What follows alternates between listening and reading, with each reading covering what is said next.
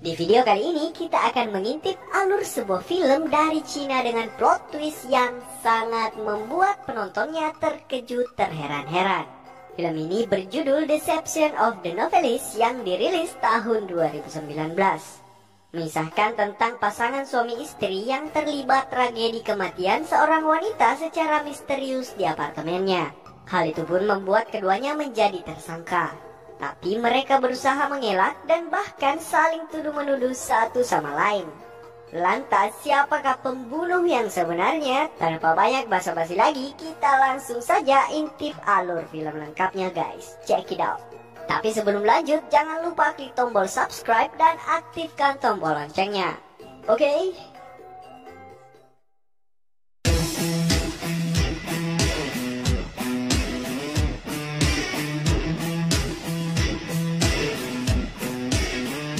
Film dibuka dengan seorang pria bernama Jai yang merupakan seorang penulis novel.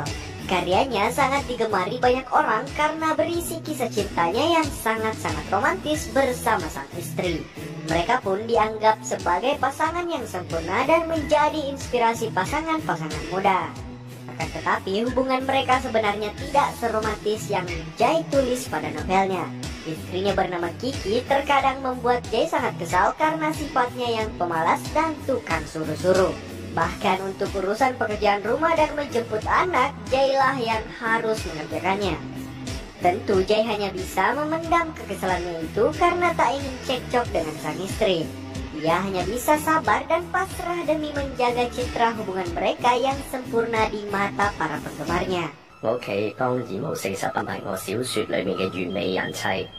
Lanjut, selain pekerjaannya sebagai penulis, Jai juga mempunyai bisnis apartemen yang ia warisi dari orang tuanya. Kebetulan Jai juga tinggal di apartemen tersebut.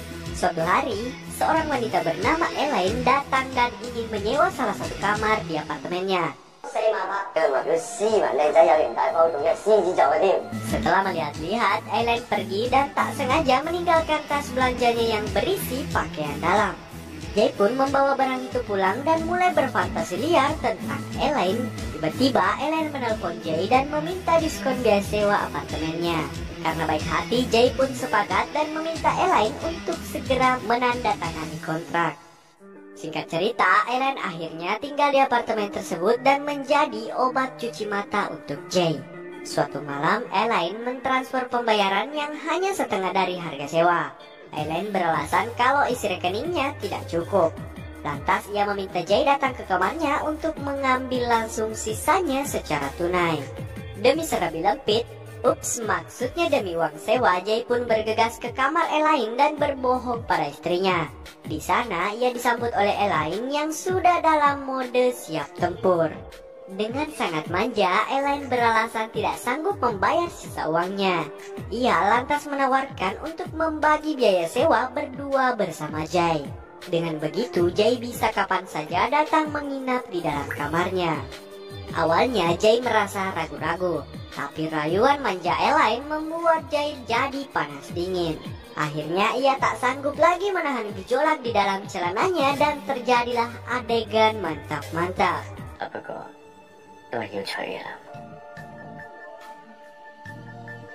Kemudian hari-hari berikutnya Jai pun selalu berbohong pada istrinya untuk keluar berolahraga ke tempat gym. Padahal yang sebenarnya terjadi, ia pergi berolahraga di kamar Elaine. Sampai suatu ketika Elaine kembali berulah dan ingin minta sewa gratis apartemen pada bulan itu. Ia berjanji akan membayar semuanya pada bulan depan.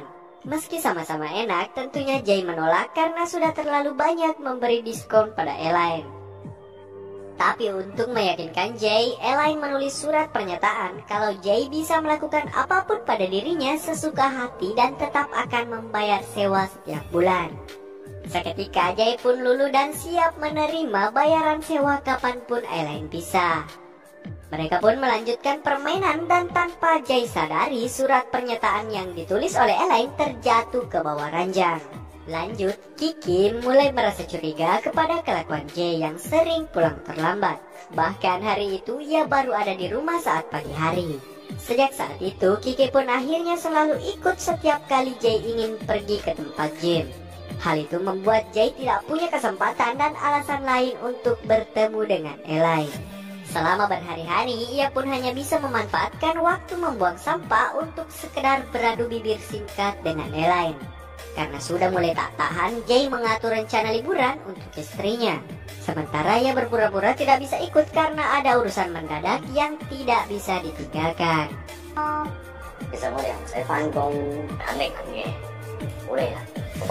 Singkat cerita, setelah Kiki pergi, Jay pun akhirnya punya kesempatan untuk bisa bermantap-mantap dengan Elaine.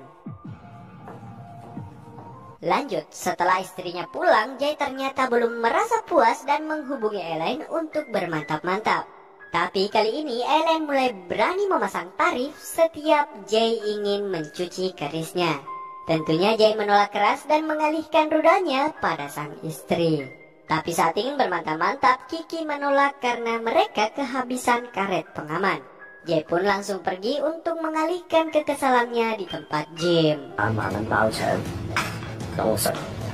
Singkat cerita, pada suatu hari Jay panik karena Elaine membawa pergi anaknya tanpa sepengetahuannya. Ia pun bergegas mencari Elaine untuk memastikan anaknya baik-baik saja. Untungnya Jay tepat waktu dan menemukan mereka di sebuah taman. Kali ini Elaine merayu Jay dan ingin meminjam uang yang jumlahnya tidak sedikit.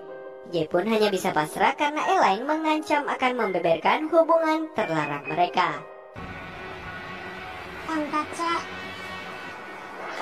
Kelakuan Elaine tak berhenti sampai di situ. Elaine semakin memeras Jay dan meminta uang yang lebih besar dari sebelumnya. Bahkan ia mengancam akan menyebarkan video mantap-mantap mereka apabila Jay tidak menuruti kemauannya.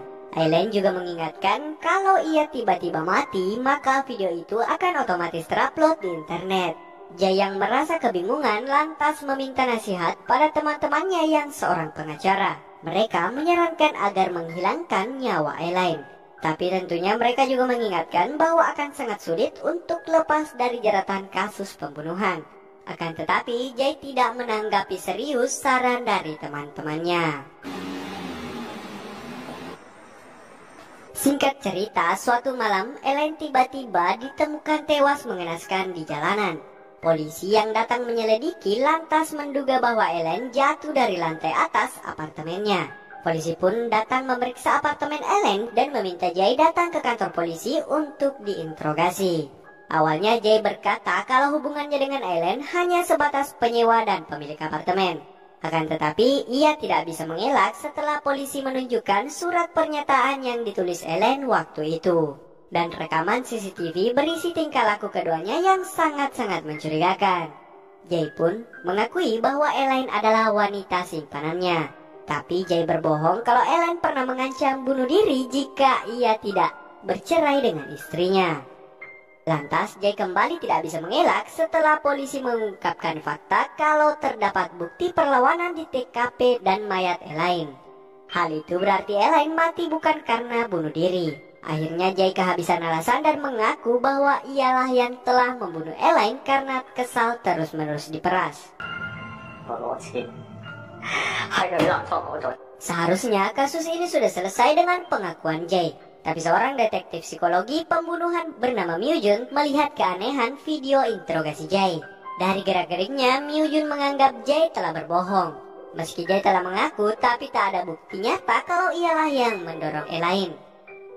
Penyelidikan lanjutan pun dilakukan di apartemen Jay. Polisi menemukan buku diari istrinya yang berisi curahan kemarahan atas perselingkuhan Jay dan rencananya balas dendam pada Elaine. Polisi lalu membawa Kiki ke kantor untuk diinterogasi. Myu Jin lalu menunjukkan buku diari dan serat baju milik Kiki yang ditemukan di TKP. Myu Jin juga menambahkan bahwa Jay tidak ada di TKP saat kejadian berlangsung. Semua bukti dan fakta tersebut mengarah pada Kiki. Bahkan setelah diselidiki, ternyata Kiki mempunyai riwayat penyakit mental dan sering lepas kontrol. Myu Jin pun menyimpulkan bahwa Kiki lah yang telah membunuh Elaine karena menggila setelah ia tahu perselingkuhan suaminya. Tapi Kiki menolak semua tuduhan tersebut dan menganggap dirinya telah dijebak. Polisi pun kebingungan dan memilih membebaskan keduanya. Tapi tentu saja tetap dalam pengawasan.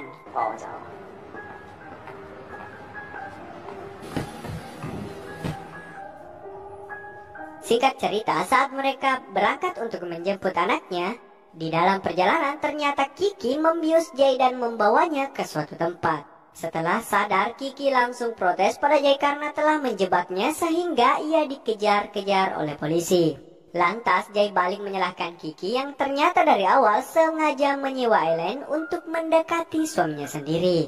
Jadi atas perintah Kiki, Elaine diminta untuk merekam mantap-mantapnya dengan Jay. Nantinya video itu akan Kiki gunakan untuk merusak reputasi suaminya. Kenapa? Karena Kiki sangat membenci Jay yang begitu munafik penjual kebohongan tentang hubungan mereka dalam karya novelnya. Akan tetapi keserakahan Elaine luput dari perhitungan Kiki. Elaine justru menggunakan video itu untuk memeras Jay dengan uang yang lebih banyak ketimbang bayaran dari Kiki. Lanjut, Kiki pun melampiaskan kemarahannya dengan menampar Jay berkali-kali. Kemudian Jay melawan dan berhasil melepaskan diri. Akan tetapi dengan kondisinya yang terluka, Jay kembali ditangkap kemudian diikat pada alat pemotong kayu. Untungnya polisi datang tepat waktu dan berhasil menyelamatkan nyawa Jay. Sementara Kiki pun langsung diringkus polisi. Singkat cerita, akhir film memperlihatkan fakta bagaimana Jay merencanakan dan mengeksekusi dengan rapi kematian Elaine. Jay menulis buku diari istrinya dan membuat rekam medis sakit mental palsu sehingga polisi percaya bahwa istrinya memang gila. Jay lalu membius Elaine dan merekayasa kematiannya dengan pakaian istrinya. Bahkan Jay juga membuat mesin pelontar otomatis agar Elaine seakan-akan mati didorong oleh seseorang dan membuat alibi dirinya berada di tempat lain ketika kejadian berlangsung. Setelah peristiwa itu, Kiki lalu ditangkap dan masuk ke rumah sakit jiwa. Sementara Jay lepas dari segala tuntutan dan hidup bebas bersama putranya. Dan film pun selesai.